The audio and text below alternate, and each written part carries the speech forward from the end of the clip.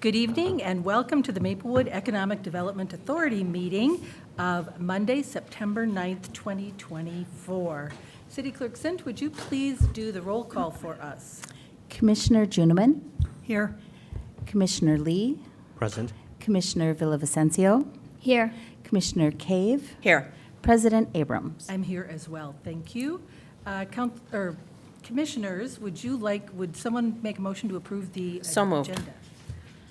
Moved by Cave, seconded by Lee, the motion to approve our agenda tonight. Is there any further discussion? Hearing none, all those in favor signify by saying aye. Aye. Any opposed? The motion carries. First thing we have is the approval of the minutes from our August 12th, 2023 EDA meeting. Would someone like to make that motion? I move approval. Second. Moved by Juniman, seconded by Lee, the motion to approve the Monday, August 12th, 2024 EDA meeting minutes. It does say 2023, but it's 2024. We know that. Any further discussion?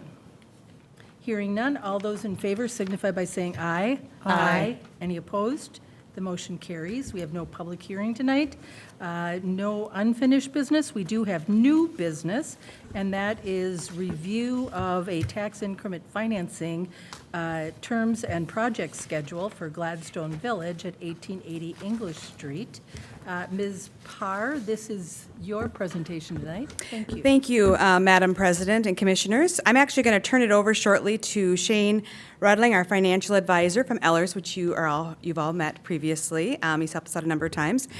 But before that, I just wanted to quickly mention one unique aspect of this project that we haven't talked a ton about, but it's in relation to the manufactured home aspect of it. Anytime we have a manufactured home site, that doesn't come up very often that we see a transition from that to another housing type. But when that does come up, there's a fair amount of complicated procedures that need to take place from the federal standpoint and things that need to be followed in regards to relocation. It has been very helpful that we have a private entity. Often one of the things that when private entities come in and look at a site, if there's a manufactured home site, I've heard from developers in the past, that isn't an easy thing. And so sometimes they kind of look for other easier sites, so to speak. There's a cost associated with that, and as there should be because we're relocating people, and we want to be fair about that. And it's been really helpful to have that as a part of this project versus us trying to do it proactively as we look at the corridor and how we want to move forward in that corridor with the housing. So with that, I will turn it over to Shane, and Shane can speak a bit more about that as well as the other aspects of the project for financing. Good evening and welcome. Thank you, Madam President and Commissioners. And I think Danette's going to bring up the slideshow. Here we go, and the clicker is right there in front of you. Awesome. Thank you.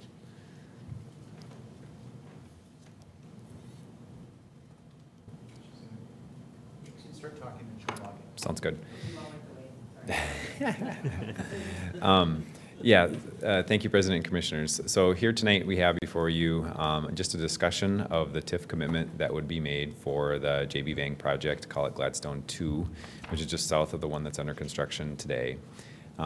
This project is before you for the approval of a TIF district at some point in the future if you decide to move that forward. Just as a reminder, there's phase one going on to the north that does not have any TIF associated with that. The developer got that one done through low-income housing tax credits and other grants from various entities. And the financing for this project is similar. There is a lot of public money in the project, including a relatively small portion that's under the consideration of you all tonight, about $309,000 over 20 years of TIF for the project.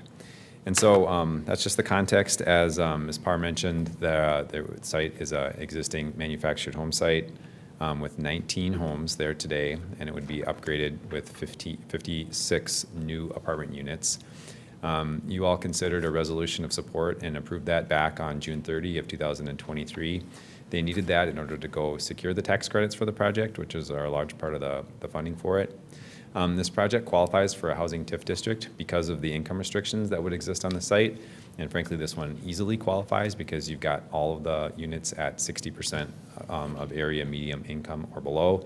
And then the distribution is shown there between 30, 50, and 60 on the graphic and also in the memo in your packet.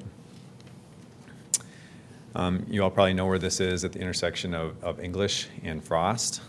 So again, we'll talk about the project quickly, talk about past action, the pro forma analysis, TIF plan process, and next. Oops, I'm going the wrong way. So with that, the project budget is about $28.2 million, which brings the per unit cost up to a whopping $504,000 per unit, which is always surprises me when I look at these, and about $345,000 of that is just construction cost. That's just what it costs to build these projects today. We also look at these on a per square foot basis and tie those out. And while it's high, this is what the market sees today. You can see in blue there, the TIF commitment would be roughly 1% of the total project cost. They get tax credits to the tune of about $8.2 million. And again, they've been very good at securing other public sources, about $13.4 million of the project there. So what we others do when we look at these is we make sure that the developer is maximizing their first mortgage proceeds, i.e. the rent coming out of the project supports their first mortgage. To take a look at their syndication rate for the low-income housing tax credits, that changes with the market. We want to make sure they're maximizing that. They also take a deferred developer's fee, which is basically how the developers make money on these low-income housing tax credit projects, and then they pay themselves out over a certain period of time.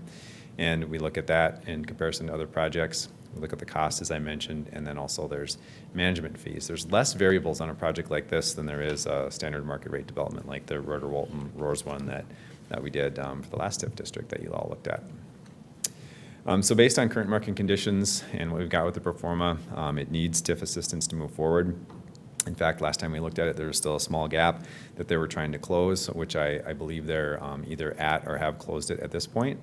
The assistance would be provided with a pay-as-you-go note, so very little risk to the government, to you all on this one.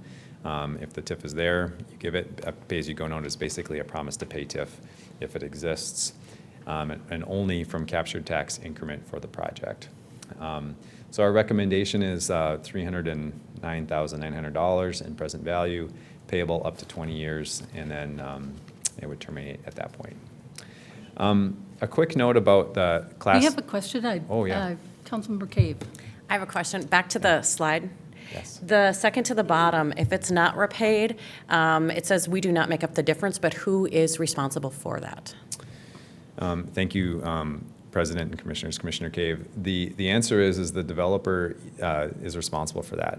So the TIF note pays out over the 20 years, and if they receive less TIF over that time, it would be because they're paying a little bit less in property taxes because values are less. Okay. So it sort of evens out Okay. with this present value concept. So $309,900 is the present value of that revenue stream financed at their first mortgage rate.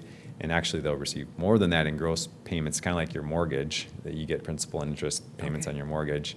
And this is a principal amount, which is kind of like what you buy the house for. Does that Okay. make sense? Yep. Okay. Thank you.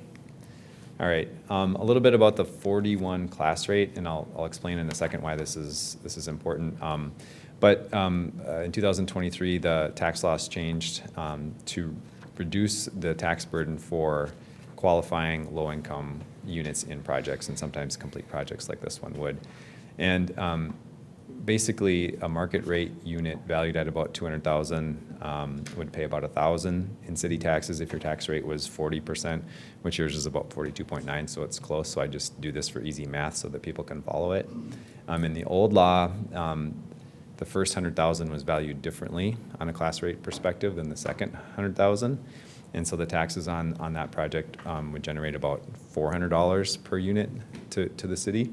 But with the new law, the class rate has changed and roughly cut that assistance down in half again. So your market rate project would pay about $1,000 in city taxes, and your low-income unit would pay about $200. So roughly a fifth of the taxes coming out of it. That has a couple of impacts, and I'd be happy to spend more time on that, but I know we're pressed for time.